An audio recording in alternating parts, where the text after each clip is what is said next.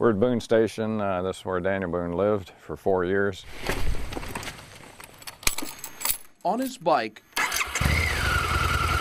John Fox is retracing history for pleasure and preservation.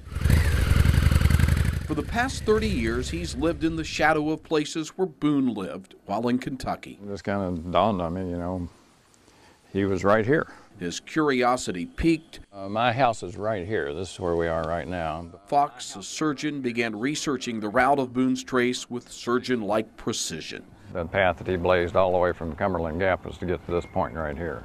Fort Boonesboro, the northern terminus of the path Boone helped blaze in 1775. Turns out it makes this fantastic motorcycle run. A 194-mile route along country roads that hug creek banks and ridge lines. Well, it follows the paths that the buffaloes and the Indians, and then Daniel Boone followed those paths to make his path. It's just the coolest ride ever. Yet for John Fox, it's much more than a cool ride. It's slipping away right before our eyes. He's on a mission to preserve crucial points on the historic path. Once they go, you lose them and you lose the marker of the trace. Take Twitty's Fort in Madison County, the spot where Boone's axemen built a small shelter after an Indian attack. The site is threatened by Richmond's growth. It just, it'll disappear. It'll just evolve away.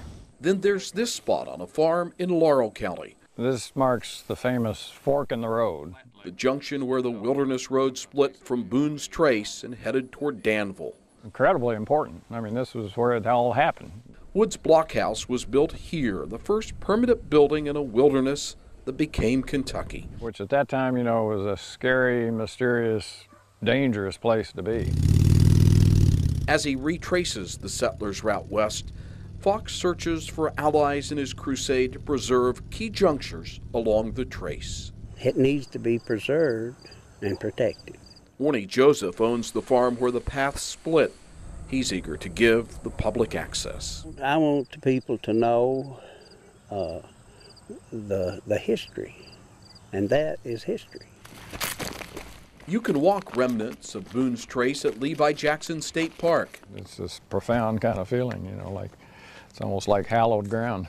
Still, for John Fox, his pilgrimage for preservation stretches as far as one's imagination. You feel more open. You feel like Daniel Boone on a horse.